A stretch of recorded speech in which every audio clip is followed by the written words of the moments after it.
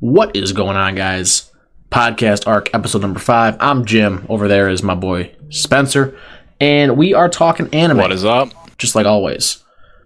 Spencer, I saw something today. I kind of want to open with this. I saw something today. Anime, as a medium, obviously is growing in the West. It's become a lot more mainstream over the last couple of years. Did you see that Demon Slayer worldwide has grossed more than Superman? Yeah, it is also grossed more than Fantastic Four also. Which is, that one, I saw that, it blasted past that pretty easily. Which I was expecting, because Marvel has been, like, downturning for a few years now. Just not up to par as what they used to be. And I think we all agree as that as Marvel fans. And you know that I'll say this to the public. I am a huge Marvel fan. No, I'm not a glazer of them, but I've liked everything up until like Phase 4. I really enjoyed everything up until Phase 4, but now everything's been off track, but that's a different story. I haven't seen anything since Thor: Love and Thunder, but that's just me personally. But yeah, it's surpassed Superman, which I found. Now again, this is worldwide, so I know that I'm speaking from the perspective of like Western influence. But the West obviously has a lot to do with that. You know what I mean? Like, the West is, you know, to a large degree, one of the largest markets for entertainment. Specifically with things like Western movies, like superheroes, like Superman, for instance. So to see Demon Slayer, like, blow past that on a worldwide box office level, does that encourage you to think that, like, maybe the dark days of being an anime nerd are over and that it's becoming, I think they're like, gone, dude. Another thing I that think people they're gone. are just into? I'll be honest, like, over the last 5 years of me being, like, getting into anime more and the culture and everything, there's a lot of people that you'll talk to that, like, if you try to, like, get it out of them, they'll admit that they watch anime. Yeah. They won't straight up talk about it or say anything, but if you just, like, dig in a little bit, like, most people will just then admit it because they feel that it's not such a big thing and that they'll be made fun of for it, that they don't talk about it. I made a video on my TikTok the other day, shameless plug, JimCredible14.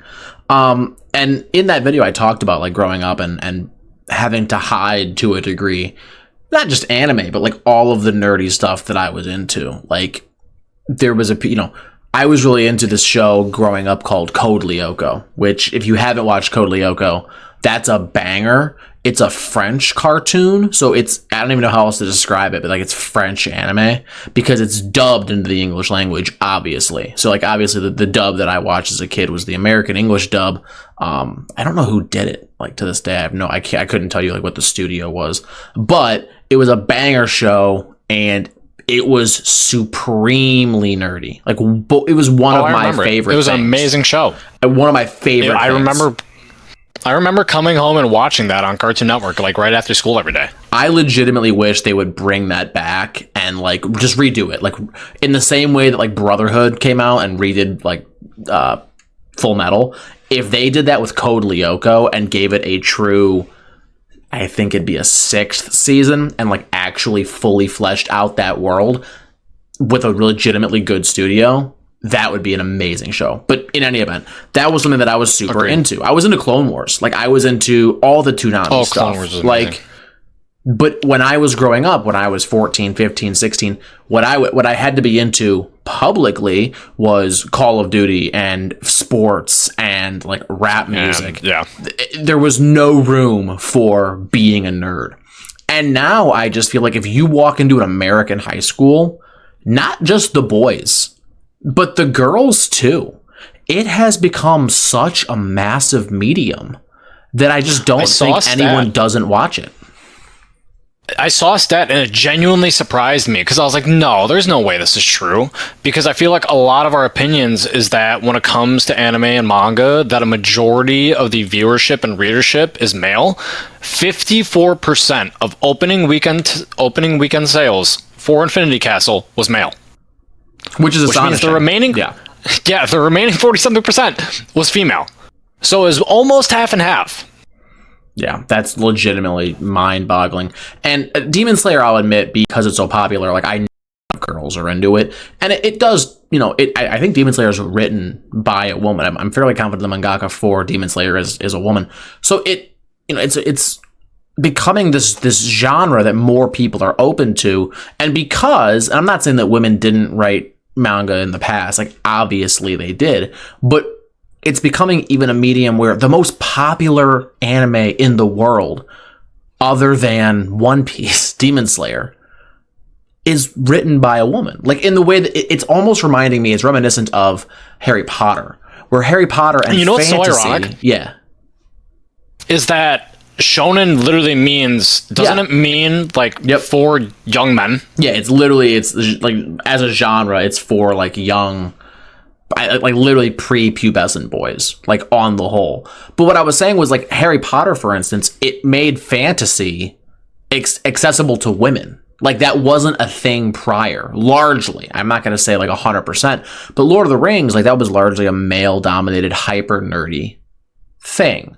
Chronicles of Narnia, you know, Lion, Witch of the Wardrobe, again, very male dominated. Wheel of Time, very male dominated. All of these fantasy worlds were very inherently male dominated. Well, Harry Potter comes out and it's this woman that writes it, and it's very like expressive of a lot of like very feminine. I hate like gender things because I always sound like such a misogynist. That's not the direction I'm coming from. I'm coming from it from a perspective of somebody that acknowledges that men and women do enjoy different things. You genuinely could sense a very feminine touch with Harry Potter that I think a lot of young girls picked up on. And that's why it got so popular, not just amongst young men, but amongst I remember being a kid and being jealous of Harry Potter because all the girls that I knew were loving that stuff.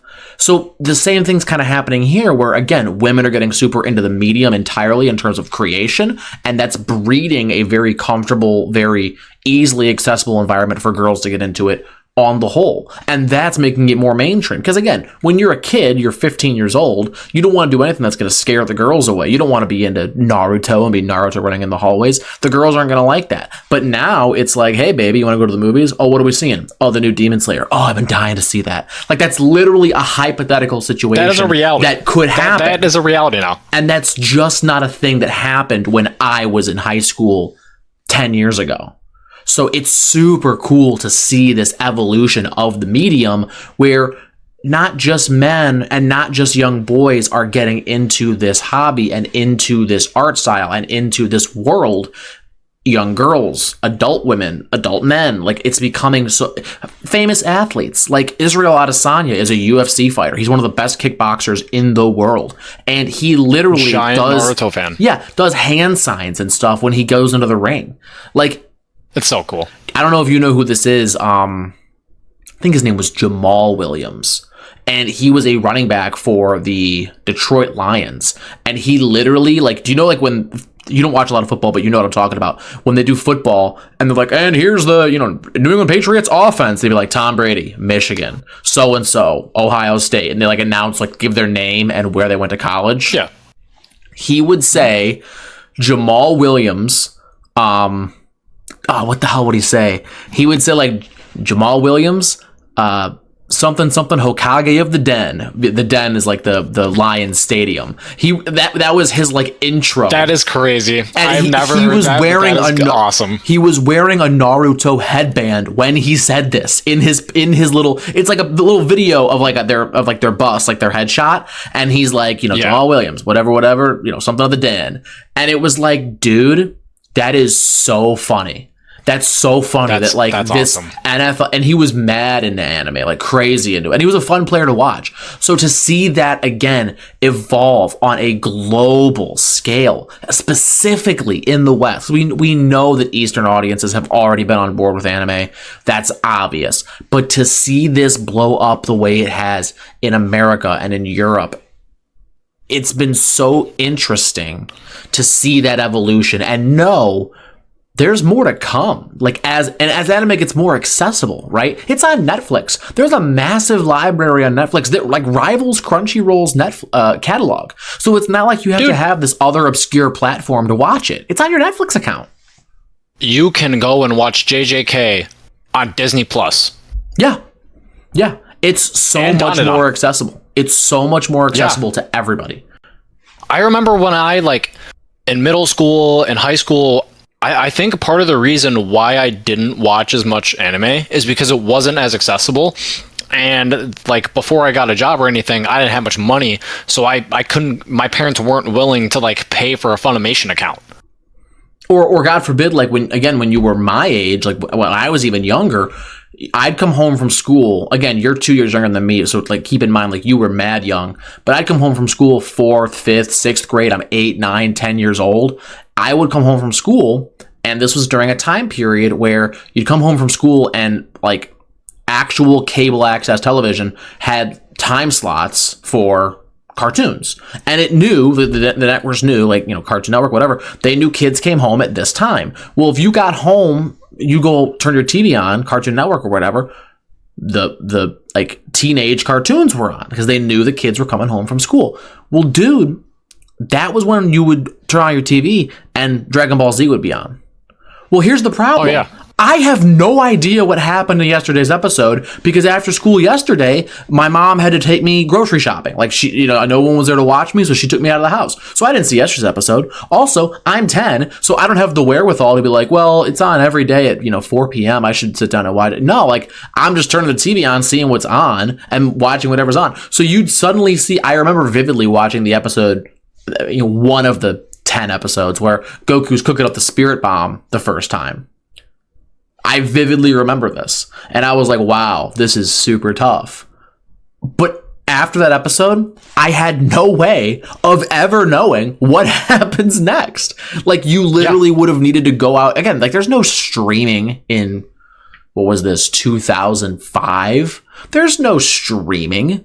You gotta go get a DVD or like a VHS of this stuff to figure out what happens next in Dragon Ball Z. There was no other way to watch it. So today, again, these kids are so lucky. You had to record it with like DVR and like set it to record every single episode and hope that they aired them in order. And then have to like feed through the recordings and figure out what the order was. It's funny you mentioned that. That's the first time that's how I actually watched Dragon Ball Z for real the first time. I watched Dragon Ball Z Kai from episode 1 to the end of the Cell Saga, like the whole way through. So I saw every single episode because we got DirecTV, and DirecTV had DVR capabilities. Dish didn't. So my family had Dish Network in the early 2000s. That didn't give us the capability to record.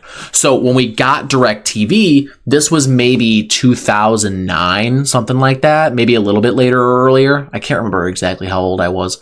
But Dragon Ball Z Kai, don't stop, here we go now. Like that one. Now. That one was airing. It probably wasn't airing, but it was one of the runs. You know how like anime used to be back then, where it was like I wasn't watching the original run, but they restarted the series again and ran it again. So I don't know if it was the original or maybe the third or fourth run, whatever. Well, I recorded all of it and watched all of it. And that was the first time I ever saw the entirety of Dragon Ball. And then I was able to watch the Buu saga dead ass probably on YouTube or something. Like I literally saw the Buu saga for the first time on like YouTube. Now I watched a lot of the Buu saga back in the day as a kid because I did catch a lot of that. I don't know how I did it. It was probably like a Saturday morning cartoon type of thing where they aired like 3 or 4 episodes at a time. I did catch a lot of that. I remember Piccolo like walking through, what was it, Kami's Lookout, and being like, Gohan, Goten, Trunks, I'm 6 minutes away. That gives you 6 hours to train. Walking Buu to the hyperbolic time chamber, knowing that they've got a little bit more time to get ready, like to master the fusion technique. Like, I remember that very vividly. So I was how I originally got into Dragon Ball. Yeah, I think it was for a lot of people. When I never watched like OG Dragon Ball or Dragon Ball Z, and that's how I got into it. I found it with Kai on Nickelodeon. Was it Nickelodeon? It was either that or Cartoon Network. I can only imagine it was Cartoon Network, though. They had all that stuff. Yeah, that's how I got into it. Was I had saw like the first episode, and I was like, I think this was big when I was a kid. And then before you were a kid, brother, we talked about this last week. Yeah. Oh my god. Yeah. So I think I ended up watching, like, I kept up through Cell Saga. Did they ever do? They never did Buu. I don't think they ever did Buu in Kai. Like, that's a shame. It ends with the Cell Saga. That's a shame. Yeah, the Buu saga is great. The Buu saga, I think, in my opinion, is my favorite saga, just because of some of my favorite fights are in it. Like, I love the Gotenks fight. I love Ultimate Gohan. Vegito, obviously. And then the final fight where, you know, Vegeta, you go get the rest you need. That's a peak moment for me.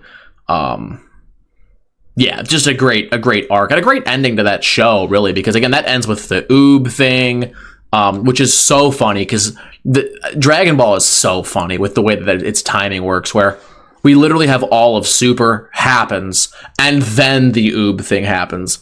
And that's supposed to just fit right into the timeline and no one's supposed to ask any questions. Like, Goku has gone on to fight gods. Yet. No, we haven't.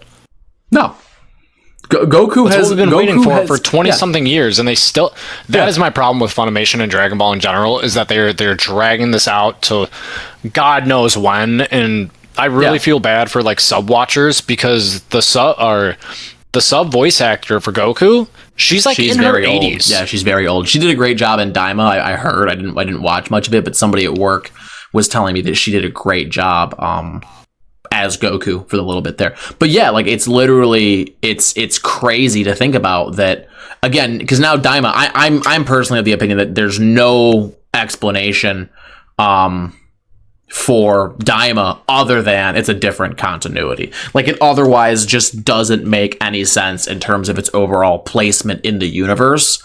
And then Z, obviously you have the entirety of the Boo arc, and then you've got all of Super, and then after Super, obviously it's the stuff with Oob, and then I think there's even a movie, I want to say, that's several generations in the future, in which like one of Goku's like great grandkids, who's like Goku Jr., fights in a tournament against one of Vegeta's great grandkids. So we know what the timeline looks like. We just have no way of getting there, and it's so funny in that way. Yeah, Dragon Ball is such a funny universe, but I wanted to move on to another topic if you were ready. Yeah, I'm ready. So, on the topic of anime being more popular today, I'm going to pose a question to you, and I want you to kind of run wild with it a second. Okay. Was anime better in the past? Didn't we kind of talk about this last episode? We briefly touched on it. Because I had because wasn't like my hot take or one of the topics that My Hero is better than Naruto? No, that the last 5 years. 4 to 5 years of anime was peak. Was right. That was maybe a couple episodes ago where we talked about how the last few years have rivaled any era in anime, and I brought up obviously Marineford and the Pain arc happened at the same time.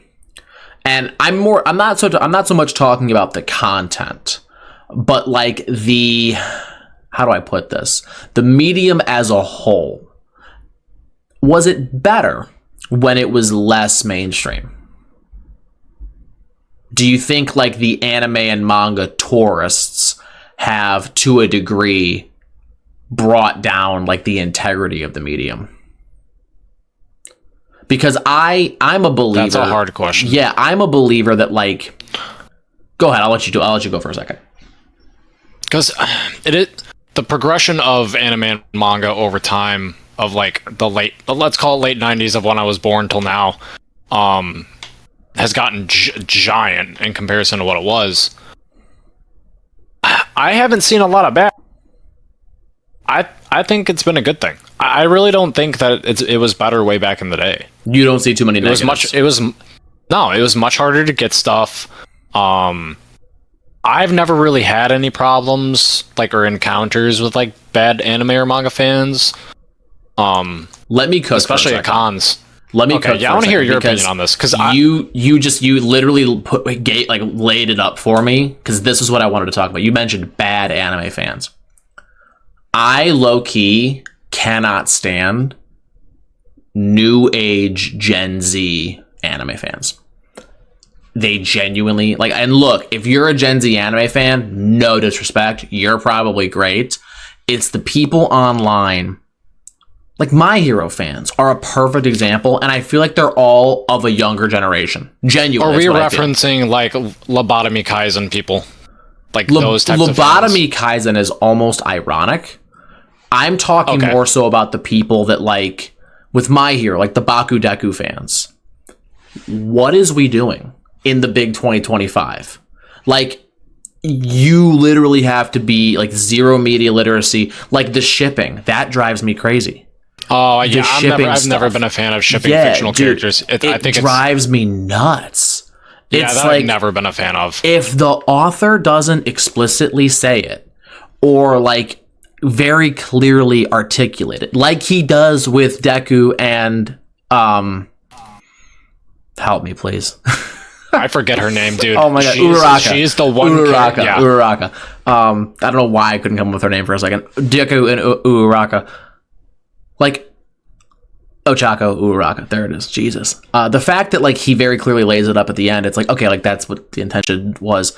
But fans that are like, no, like Deku's obviously a femboy simp for Bakugo. It's like, how did you compile this opinion? Like, he's clearly, like, multiple times in the show, enamored with women. Like, multiple times. Yeah, by season 3, he's like, that he has feelings for Uraraka, but he can't act on them because he has, like, a duty to become the greatest hero. Yeah. So no, that's not the case at all. And like there was somebody at work the other day. This was a few weeks ago where I brought up Dantanan, and she like walked off and was like, "Yeah, I'm not watching no clan ka clan."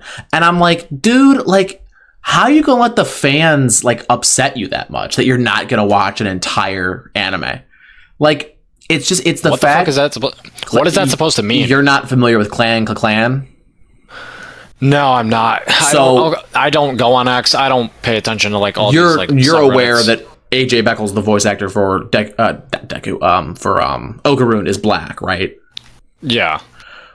A lot of people on X, those people, them, aren't stoked on that for the dub actor of this Japanese character being a black guy, and in a lot of cases, like.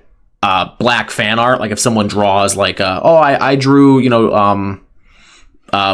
black Okaroon and Momo, what do you think? They'll just be like clan ka clan in the comments.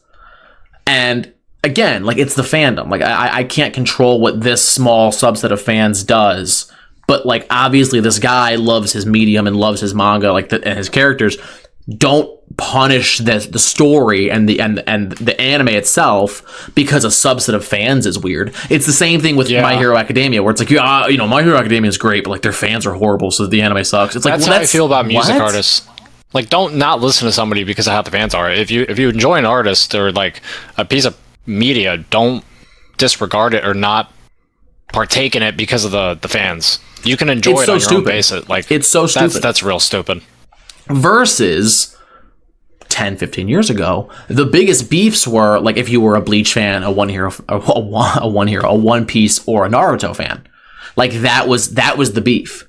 Was which big three do you fuck with, or were you one of the weird kids that was into Full Metal or Sailor Moon? Like Hunter, you know what I mean? Yeah, or Hunter, right? You know, that's what it was back in the day. So now it's all like inter fandom ship clicks, like where people are like, oh no, I'm a Bakudeku shipper, or I'm a this or that shipper, and then there's like the people that won't watch an anime because of the fans, or the people that this anime is it's for these kind of people, so I'm not watching this. Like, it's become so like artificially astroturf segregated, where like people are just creating their own little cliques and they're not getting into anything else. And it's so weird to me, because for me, like, even these people that are like the Demon Slayer fans that were like, yeah, we got the best anime movie, and the Chainsaw Man fans that are like, yeah, if you don't like story and you're like a 5-year-old, it's like, dude, how are you not both stoked right now? Like, how are you not both jumping up and down for joy that there's this much good anime in movie theaters, dog? Like, what's wrong with you? We need to pause on this topic for a second and talk about something. Yeah, go ahead. At the first con that we went to, there was that trivia game that we played, or what did we walk into? It was hot takes or something, where people were arguing. That it was like an anime roundtable type of thing, where they put a topic on the board, and you got to walk up with a microphone and just be like, this is what and you guys just let people have it. And I'm mad we got there late because I would have cooked. Because we watched that girl get up there, take the microphone, and say in front of a packed room, yeah, Demon Slayer has no story. Yeah. I literally, like, that was, again, we were late, so I didn't have any opportunity to, like, be in line to, like, get a mic, but I would have been like, you're an idiot. Like, you're objectively wrong. You're objectively wrong. Like, you don't have the mental capacity to read the subtext of Demon Slayer. And that's crazy to me. That's the other thing. Like, again, with these modern anime fans, if it's not literally, like, slapped across your face with, like blatant and then Deku and Okarun, or Deku and Ochako went away happily ever after, like, unless it's explicitly, like, word for word phrased, people are unable to, like, derive subtext. Like, obviously there can be no mystery anymore. Yeah, obviously Deku and Ochako are together at the end. Like, that's the obvious intention, and there's still people that are like, oh, I don't know, it's not really explicitly said what happens. Same thing with Demon Slayer. It's like, there's no story. You are simply reading this manga with your eyes closed. That's the only explanation as to why you would think that. You have to just purely be reading it or watching it just for the action then. Yeah, objectively. You have to be skipping over all the backstories, everything. Objectively. And not even the backstories. The backstories, that's one thing where, like, I can understand where if you're just watching the base story of, like, Demon attacks Tanjiro's family, Tanjiro seeks revenge. Like, if that's the only story you're looking at, I get it. But you are blatantly ignoring the subtext. If that's the conclusion you come to about Demon Slayer, I'm sorry, you objectively have low media literacy, and you need to, like, get off of TikTok, because your attention span is so fried, it's so cooked, that I don't know how to help you. That's that might be my hot take of the week, and I might turn that into a TikTok. If you watch and read all of Demon Slayer and you come away with it and your opinion is that Demon Slayer doesn't have a story, you're cooked. Point blank. Now, if you just don't like it and you don't like it, that's one thing. That's fair. That's fair to not like it. I can understand people not liking it. To each their own. Yeah, because again, the story is very subtext heavy. If you're not into subtext, if you're into more like, no, like, I want the story and narrative to be, like, woven into the actual context of the story, where, like, the actual plot is the story and not so much the subtext, that's fine. Like, Attack on Titan is very much like that, where it's not so much subtext. There is a lot of subtext in Attack on Titan, but there is also, like, a very surface level story. If you're more into that, where the story is a surface level thing, I get it. And I like those kind of stories too. I love Attack on Titan. But the notion that a subtextual story isn't also inherently a story is nonsense. And you are a low IQ person if you believe that. I'm sorry. But yeah, that's just my stance on that. But, I agree with you. How did we get off topic there? You brought up the convention. It was anime fans in general. But yeah, you bring up a good point. Like, anime fans, like, they have these opinions and they want to, like, scream them from the mountaintops. And I get that's so ironic for two guys that have an anime podcast. But, like, that's everything nowadays. Yeah, social media. Like Bo Burnham says, like, can anybody shut the fuck up about anything at all? That's kind of how I feel about a lot of things. But anime specifically, it's like these people want to have these opinions that are so left field that it's like, man, it's really poisoning my enjoyment of like what I'm watching. Because I'm watching and I'm almost, like, actively remembering the things that people have said, and I'm like, this is just so stupid.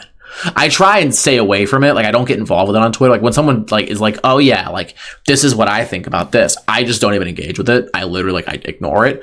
TikTok, however, I do, like, clap back in my comments. I had a guy the other day, like, I had a Dandadan TikTok where I was like, I'm so sad that Dandadan's not coming back this Thursday. And he was like, there's more anime to watch. And I was like, yeah, I know. And he hit me back with, like, are you okay, bro? And I was like, dude, you came into my comments, like, acting snarky about, like, my anime watching habits. Like, don't turn around and be like, are you okay? I'm quite well. Like, I'm just upset that this particular show, the season's over. Like, you're the weirdo here, not me. I don't know. Is he going to go comment that on somebody's like One Piece comment when the next season ends? Yeah, I just don't understand like the logic there. There's more to watch, man. It's like I'm watching I'm reading Bleach, reading One Piece, reading Ultimate Exorcist Kyoshi, actively reading the new JJK. I'm literally watching Full Metal Alchemist right now. I'm literally watching Kaiju number 8, which ended yesterday, which was earlier this week. Watching Kaiju number 8. I was watching Dandadan. Like I'm invested in like 7 or 8 different pieces of this like material. Don't come at me and say there's more to watch, man. Like just check out my page. I obviously know that. Fucking moron. Anyway, I won't get off on that topic. But how about you? Do you have any? I have 2 more topics to kind of cruise on here. If you got something, let me have it now. Otherwise, we can do one of the other ones I have here. Do you want to hit the One Piece versus Dandadan manga? We can. Yeah. You asked me. Go ahead. You lay it out. It was your topic. So the other day, I was reading the Dandadan manga. I've gotten up to chapter 100 something. I'll open my Shonen Jump app real quick just to tell you guys. You're enjoying it. You told me. Yo, I'm loving it. Just for a quick review up until 109. Now I'll say this: have not read the manga of what they animated for season 1 and 2, because from what I've it's read online, and very, very accurate to the manga content. From what I've seen so far, if you've watched the anime, you've read the manga. It's very accurate, yeah. But from chapter 72, which is where the end of season 2 ends, up until 109, which is what I'm currently on, so about 30-something chapters, it's been amazing. Being the first manga that I've read, I cannot wait to catch up fully so I can start reading something else. Because I don't want to be that person that just hops to things and then kind of forgets what's going on and doesn't have the full connection to the story. But yeah, I cannot wait for season 3 of Dandadan. It is going to be freaking amazing and one of the peak seasons of anime so far based on the story that I've read so far. One of the best arcs ever, right? Yeah. Yeah. Guys, if you're a Dandadan fan, I almost urge you not to read the manga so that the anime can like really knock your socks off. But if you're craving more Dandadan, the arc that's upcoming, there's a little bit of there's like a mini arc between Kaiju and this other arc I'm referring to. But season 3 of Dandadan will likely set up the best arc that I've read or consumed in any anime, maybe since Hidden Inventory. And I know that's not a huge window, like that's not too terribly long, but that does include a lot of stuff. Like if you really get down to thinking about it, that includes the entire seasons of My Hero. Yeah, that includes the entirety of My Hero. That includes the entirety of Infinity Castle. Obviously was written before that, but you know the anime adaptation of Infinity Castle, that includes the remainder of JJK.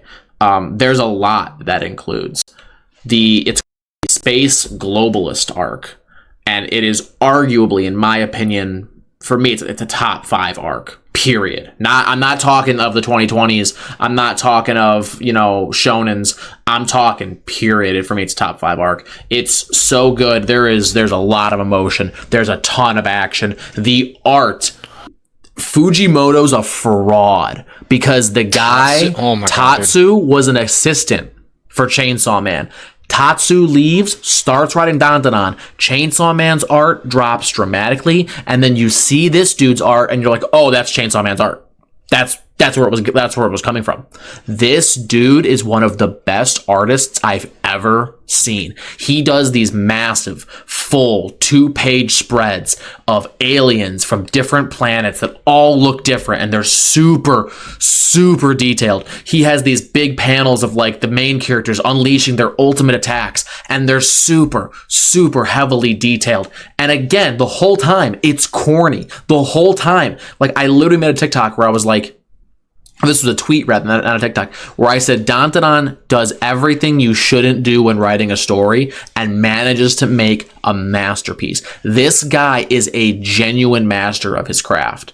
He is doing something that I've never seen done before, where it's ironic, but at the same time, on top of being ironic, it's genuinely super good. One of the things I won't read or watch One Punch Man. I know. Last week when we had the one topic about like the new gen stuff. Yeah. And how it was gonna be great to see new perspectives and like new writers come up.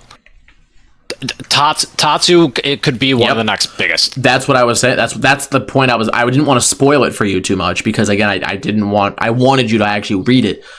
But when I say these things, when I say like this dude was writing a romance and halfway through got bored and just said, I'm going to throw everything in this. It's going to be a shonen, but not just a battle shonen. It's going to have mechas. It's going to have aliens. It's going to have like Exorcist is always like a big like subgenre within anime and manga, right? Like we obviously have like the Bleaches and the JJKs and the Blue Exorcists and the Demon Slayer. Like the idea of killing yokai or demons is like it's a pervasive thread in anime and manga. He's like, I'm gonna have that, and I'm gonna have ghosts, and I'm gonna have spirits, and there will be aliens and kaiju, and there will be there's an isekai halfway through. Surprise! Like he literally pulls no punch. It's martial arts. It's everything. He is so generationally talented that it's astonishing. And that's what I was talking about, was like, yeah, like anime has evolved where it's not just this one thing anymore. I genuinely think, like, for me, it's the Space Globalist on its own merit is the top 5 arc, and Down doesn't get better beyond that, because again, Space Globalist is my favorite art. But there's more that's also top tier. Like this Isekai arc that comes up is so good. The current arc they're on is dramatically good. And the arc that's about to happen is going to crush me. Like, he's cooking. Let him go. How he writes character development and everything like that is perfect. He just did something that I swear to God, like, again, like when I say he's done everything you're not supposed to do in writing a story and is still managing to do something beautiful, he's subverting all the expectations. And I hope he does it again with the next thing that he's working on, because it's so good. It's so unbelievably good. He's building something that I've never seen anyone do before. So now back to the real topic on him. Go ahead. The real topic was, I texted Jim the other day when I was reading Dandadan, and I asked him, I said, what do you think is better? The One Piece manga or Dandadan? Because from every anime or manga person I've ever talked to, One Piece is always top tier, and from our opinions of Dandadan, we consider it top tier. Yeah. Now, obviously, it doesn't have the run of One Piece and it being that long, but chapter to chapter, like, what would you say is better? That's so hard, and I'll tell you why. And it leads into one of my other topics.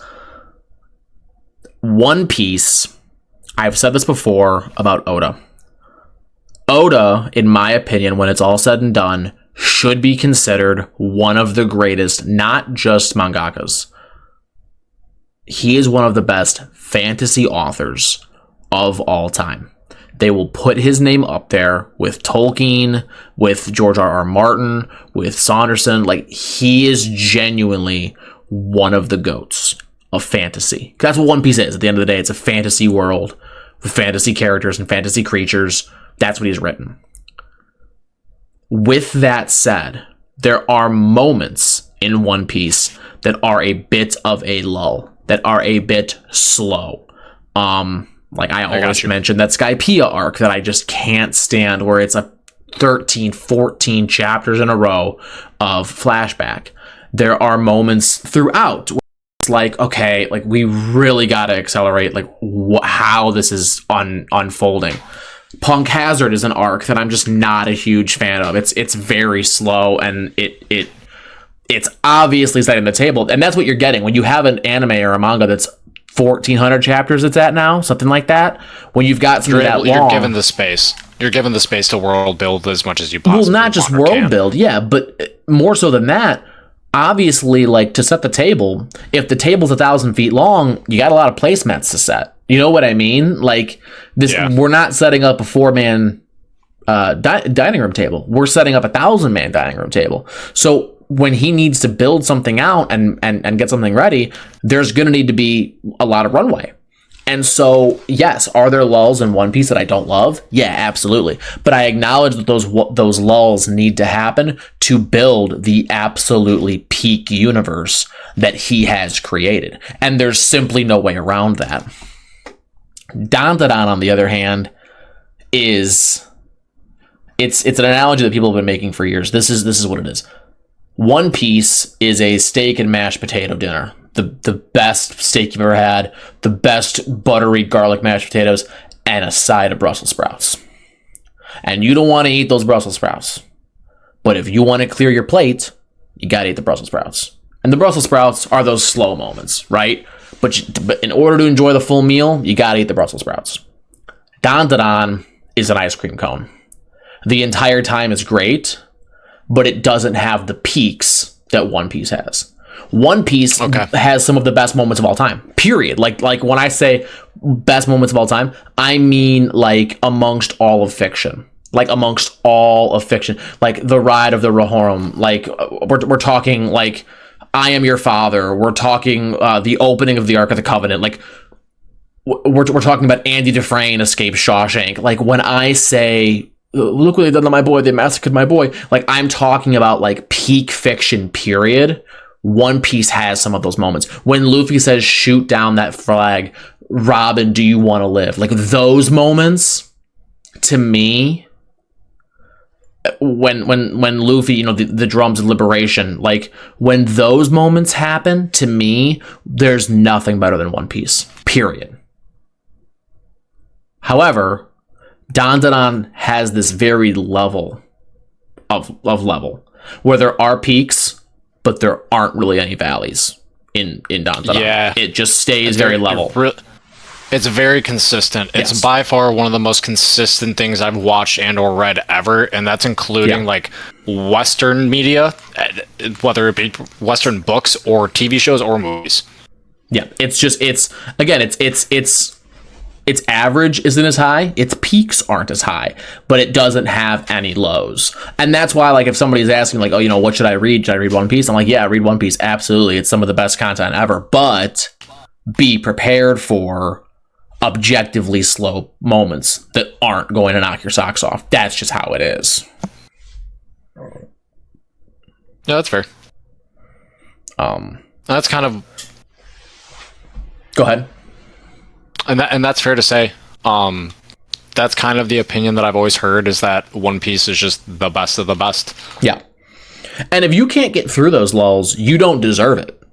Like, genuinely, if you can't rock through those like lulls in Skypiea, you don't deserve the rest of the story. Because Skypiea's an incredibly important arc. Like, obviously, Spencer, you're spoiled in One Piece the way you're spoiled in lots of other things, where you're manga and anime adjacent. So things that you might not be totally caught up on, you're aware of them. So like, you're aware of Gear 5. Well, you're aware of the implications of Gear 5, right? Yeah, I've seen the transformation. I've watched it. But you understand like why he has Gear 5, right? Yeah. Nika and like all that stuff. Yes, okay. There's a chapter in Skypiea where all of the people of Skypiea are praying to the gods. And their gods are like sun gods. Like, they literally are asking, like, please make the sun come out, like save us, like save our, you know, and Luffy, simultaneously, it's cutting back to Luffy, and he's like, I'm gonna make the sun shine, I'm gonna ring the bell. Like, he's saying all these things. And there's this one panel where he's like in the sky with the golden ball, and it looks like the sun, and it's like, and I think I can't remember specifically, I'm getting most of this right. Someone is saying like, sun will shine again. And it's like, yo, he was setting up Luffy being the reincarnation of the sun god like 800 chapters ago. Like, it was 2005 when he was setting this up. So yeah, like, you have to eat your vegetables, because if you don't, you're not going to get big and strong. That's what One Piece is. It's the best thing ever, and that means there's going to be some building blocks there. Like, Empire State Building's not built out of cotton candy. Like, it's a beautiful structure. It's made of concrete and rebar. Things that are rough and gruff and dirty and hard and harsh and sharp. It's a beautiful building. You know what I mean? That's what One Piece is. It's a monolith. It's a beautiful structure that is made up of rough and gruff and sharp edges. And sometimes it's not perfect and sometimes it's ugly, but it makes the best thing ever. That's what One Piece is. And I guess a great story has to have its lows. I mean, there for has me, to be those low moments to have the peaks. I'm watching Attack on Titan with Maddie, and I'm reminded overwhelmingly, like, oh my god, the first 8 episodes of Attack on Titan are borderline unwatchable. Like, it's Attack on Titan is so funny. It literally tricks you into thinking it's a traditional shonen, and then out of the blue, it becomes not that at all. And it's so funny because if you're like just a noob to anime, you're like, oh, what's this show about, like killing giant naked people? Oh my god. Like, it literally becomes this like horribly brutalistic nightmare mystery. And like I'm enjoying like seeing that trajectory where like even the tone, like the jokes, the corny jokes that get told in the very beginning where like Sasha steals the potato, it's very corny and very funny and very light and very, very traditionally shonen. And that shifts heavily, like around, I don't know about the chapters, I haven't read the manga, I've only watched the show, but like episode 9, it just like 180s on you. And it's kind of funny. So yeah, like again, like there's going to be things that you're not going to like about all your favorite pieces of media. Does that mean you shouldn't try and consume them? No, it means that you should appreciate those peaks even more because it took a lot of building blocks to get there. So yeah, to answer your question, yeah, oh yeah, the same thing. I mean, the same goes for like all of these like comic runs. Like, there's thousands of comics that are crap. There's also a lot of that are absolutely amazing. Like, that's just the way it is. Oh yeah. So what was your next topic? Oh, shucks. Shorter anime. I wanted to ask you this. Should anime be shorter? Should manga stories be shorter? I have a hot take, and I wanted to kind of hear. I wanted to lay this over to you, just to see, should these stories be shorter? Depending on the story. That's my answer for that. Of course. Because I've always been a fan of longer running media. That's including games, movies. I love the extended cuts of Lord of the Rings. I've always loved longer games. That's why I loved the Final Fantasy RPGs growing up. I've always liked longer form content because I think it just gives me maybe I've always felt like it gives me a better value, but that's not always true. But I don't think it should be designated as one or the other. That's my opinion on that. I am leaning. I'm willing to hear your opinion, and I don't disagree inherently. My Hero Academia is relatively long. One Piece, which I just said is the best thing ever, is obviously very long. There are other animes, mangas, etc., that originate from relatively long source material. With that said, some of my favorite things that I've watched or consumed recently have been short. Cowboy Bebop is short. Attack on Titan is short. Full Metal Alchemist is short. Miss Brotherhood, yeah. Yeah, I'm watching Kaiju number 8 right now. Kaiju number 8 wraps up very quickly. The manga just ended. Everyone kind of thinks... How many chapters does it? I'd have to look, but everyone is saying, like, yeah, they could be wrapped up with this show in, like, a season and a half, 2 seasons. Like, that's it. Oh, wow. You know what? It's quick. The Chainsaw Man first saga is very short. They should have ended Chainsaw Man right there, in my opinion. But that's another one where it's like very quick, very short. If it was ended correctly, it would end right there. Naruto would benefit for being shorter. You know what I mean? Like, Naruto would definitely benefit. A lot of Dandadan. Like, in my opinion, I know spoilers for Dandadan now that you're reading it, but like, I believe from where it is right now, you could fully wrap up Dandadan in 100 chapters. It could be under 400 chapters. Like, that's kind of where I'm at, where I think that these shorter things that could be done in maybe 4 anime seasons, 400 or so chapters, in my opinion, really excel. Versus the Naruto, it drags on unnecessarily. Bleach, I'm just kind of getting into Bleach, but I could see this dragging on a little unnecessarily. I'll hold judgment for the time being, but I could see it. Dragon Ball, like, where are we going with this? Like, this is just meandering at this point. There's so much of it. I think these stories that paint a picture, give you the characters, give you their motivations, there's a definitive beginning, middle, and end.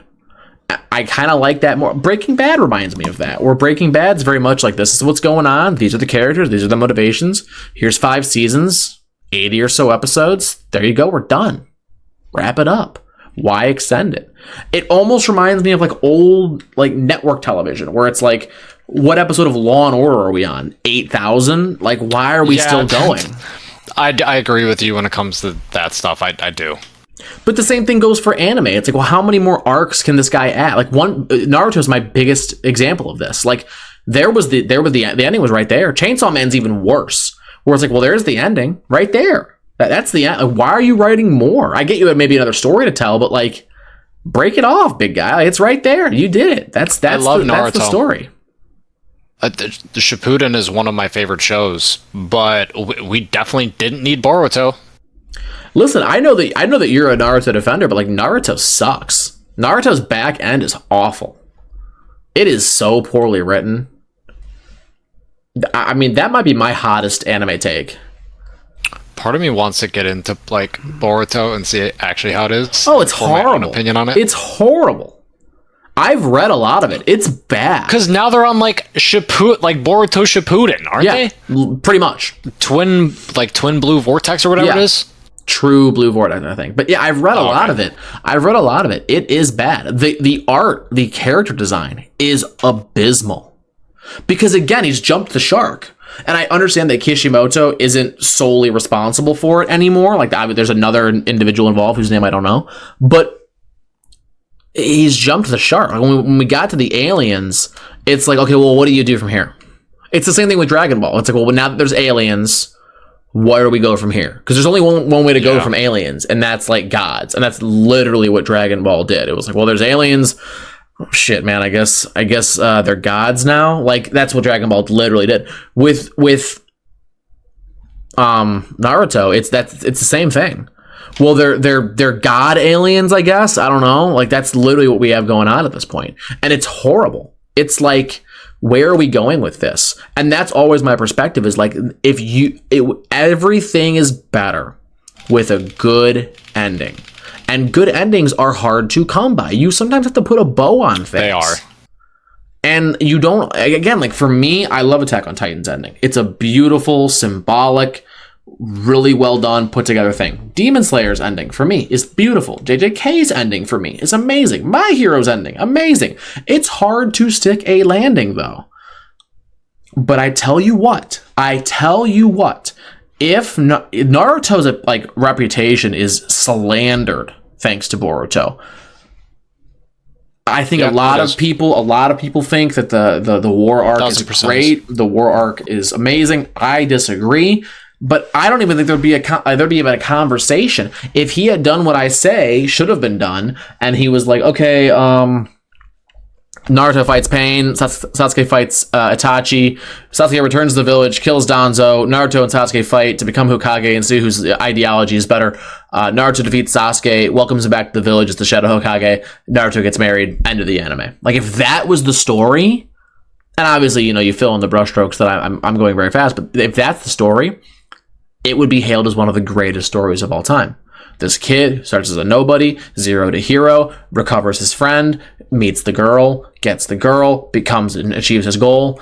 There you go. Put a bow on it. It's a really simple story. But this whole, and I get like all the aura and hype moments happen in the back half, but like, we have aura and hype moments all over anime and manga. We don't need more of them. And I get it. Largely, like, Naruto's one of the things that inspired hype moments and aura. I get it. Like, I get it. Madara, Guy, all those, Obito, like, I get it, there's a lot of aura farming that goes on in Naruto, but like, it just didn't need to be quite as long. And that's where I'm coming at this from the perspective of, is like, Kaiju number 8 wraps up pretty quick. Now, am I saying Kaiju number 8 is as good as Naruto? Absolutely not. But there's a bow on it. That's the story. We told it. Demon Slayer is a perfect example. There it is. You got your story. It's done now. Did you like it? Imagine telling your kid a bedtime story every night and you never get to the end. I don't like that. I would much prefer if they just gave you your story for 200, 300 chapters, 400 chapters, ended it. That's kind of where I'm at on this. And I don't know. I think you disagree. Would you concur that you find a little bit of joy in longer form content? Because I know that you do prefer, like, I know you'd mentioned like Final Fantasy, like, I don't know. I never played a Final Fantasy game. Do those games really get into super long territory? Yeah, they're very long. So right now they're remaking the original FF7 game, and they're only on part 2 as of right now. They haven't even released part 3, and they released part 1 3 years ago. So it's gonna be about like a 9-year span of explaining the entire story and remaking it. And I would kind of relate that back to like something like Dragon Ball, where they have original Dragon Ball, they have Z, then they have Super, which is just a very long and drawn out story. I like stuff like that. I like having like a long spanning story where characters get very, very developed and they see multiple like areas of a world and have multiple objectives to their long-term story. I've always liked that instead of just like kind of one-off stories. And I'll kind of even relate that to like something like, I like series like Supernatural, Breaking Bad, The Boys, something like that, as opposed to like Black Mirror, where they're more like one-off episodes that don't build upon each other. So I think that like really ties into it.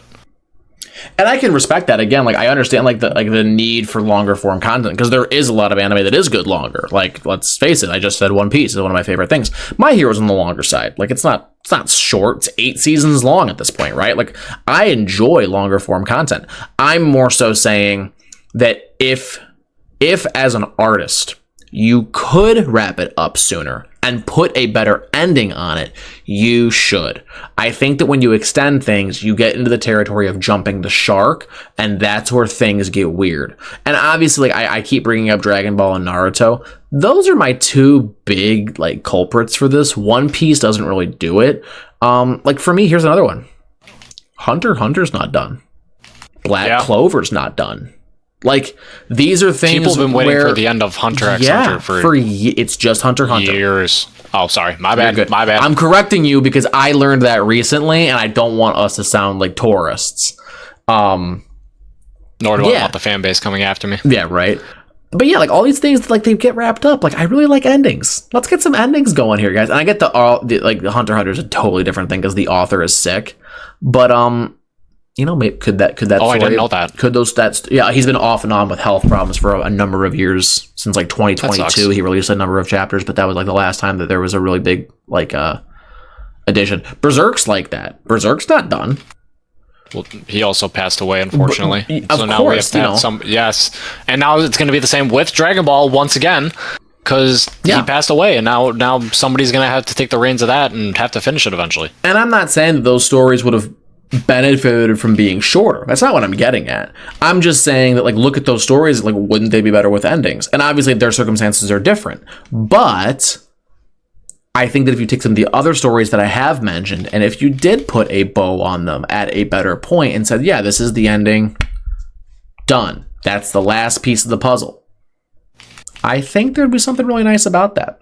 I don't know. That's just my like off the wall kind of opinion on like shorter form stories, especially with something that is very short. Like, for me, Cowboy Bebop is kind of like the gold standard of that, right? Hey, here's 24 some odd Death Note. Yeah, I mean, I'm not a huge fan of Death Note. I've watched a lot of it. It doesn't really do it for me, but it's, yeah, everyone loves that. Like, that's another one where, again, gold star standard.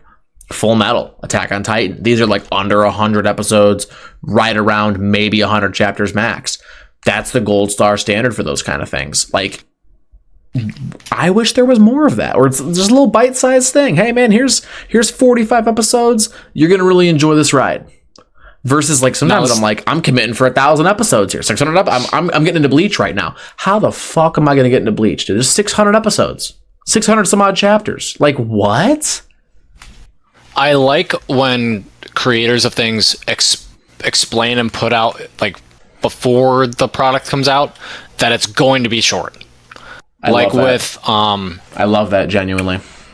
With JJK's author. Yeah, JJK3. With Modulo. Yeah. He publicly said, hey, this is not going to be as long as JJK. This is not going to be like a JJK Shippuden type of thing.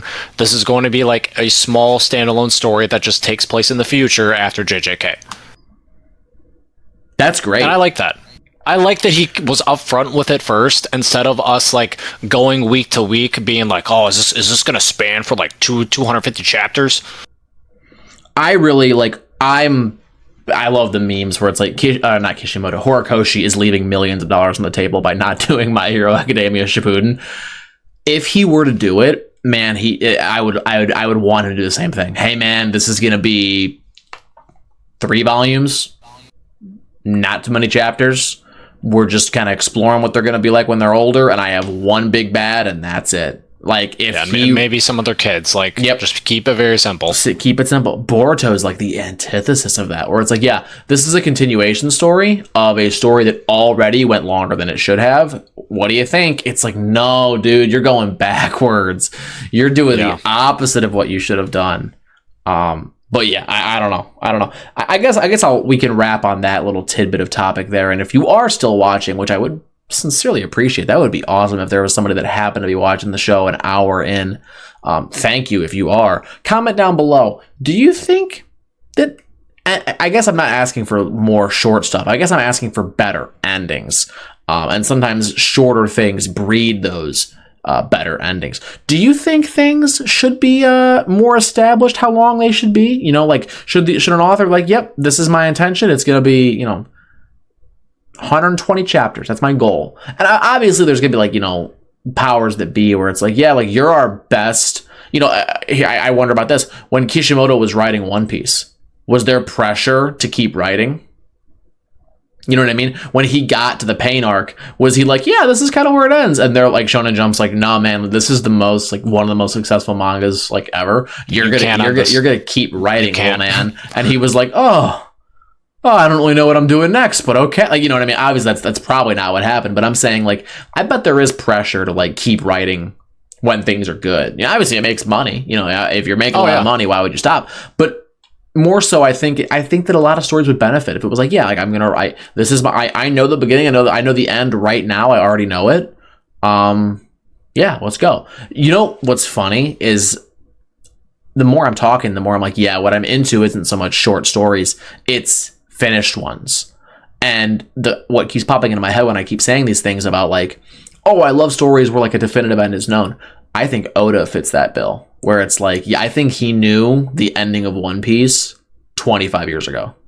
Yeah, like, when he started this, he already knew. Like, he knew this from day one. What's JJK's author? The mangaka? Gege Akutami.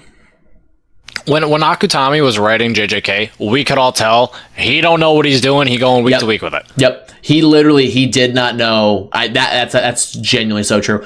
I don't think Gege, and I don't think Gege's actual gender is known. I'll refer to them as they. I think it might be a woman, but anyway,